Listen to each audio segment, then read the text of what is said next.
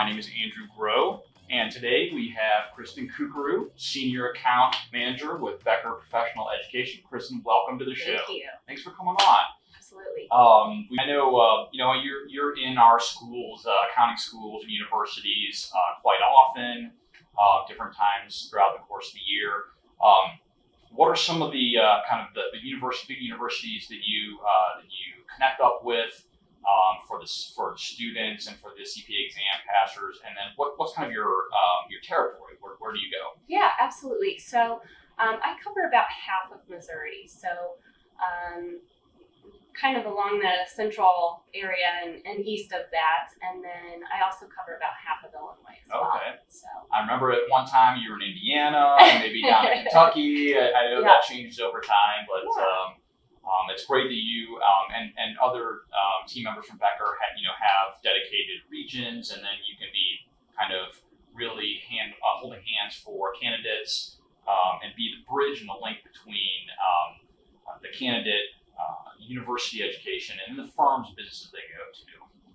Yeah. So that's fantastic. So why are we here today? What's new in the world of CPA exam prep? And I think mostly, if I'm already a CPA, Andrew Groh CPA.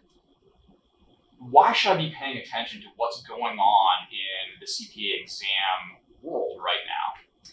Well, there's a lot of proposed changes. So there's been a kind of a disruption essentially in the accounting industry, and so there's a lot of changes coming. And now's the time that we need to be prepared for those. So it kind of goes back to, I think it was about 4 years ago.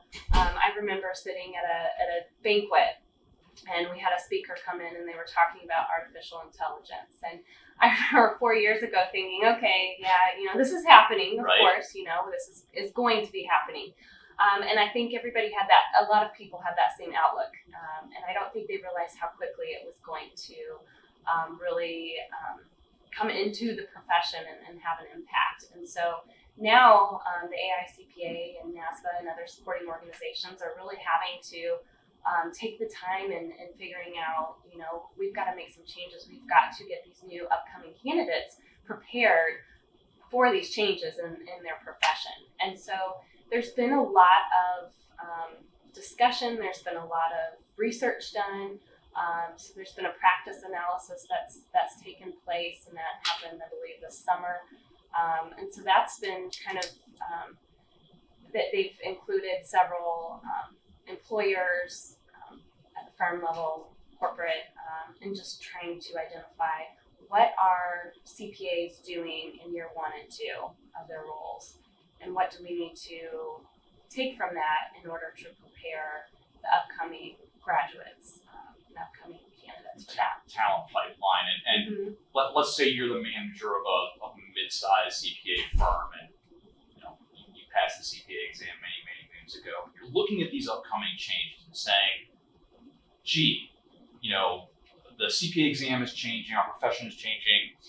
What do I need to be thinking about, talking with my younger professionals about as they're rolling into being a CPA exam candidate, or what I'm looking for in talent coming out of universities? If I'm a hiring manager or a partner, why are we looking at these technologies now?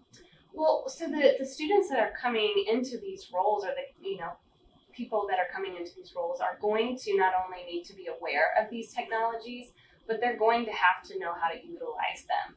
So, in order for them to be a successful employee, in order for them to truly help the organizations that they're going to work for, in order to help them meet their goals, they're going to have to know how to do those things. And so, students now need to be looking at, what kind of skill sets do I need to have? Do I need to double major? Do I need to pick up a minor that's going to give me these additional skill sets? And I think that's something that the universities are going to have to look at too, and really figure out how they can support the students in being more hireable for those roles. We're hearing a lot of that too, and coming from the firms, from universities, working in concert with you and other course providers.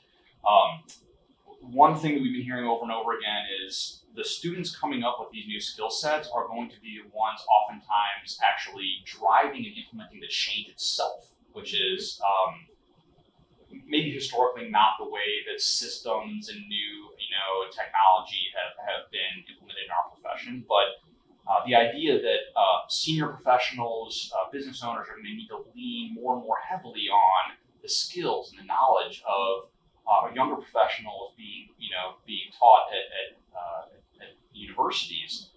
It's a major deal. And, I also understand that this is not just us talking about this. This is not, kind of a long runway to have a major impact on the exam itself. Thank you for joining us for this edition of MOCPA Bar Talk. If you have any questions or would like to chat a little bit more about the issues that we discussed, just let me know. My contact information is below.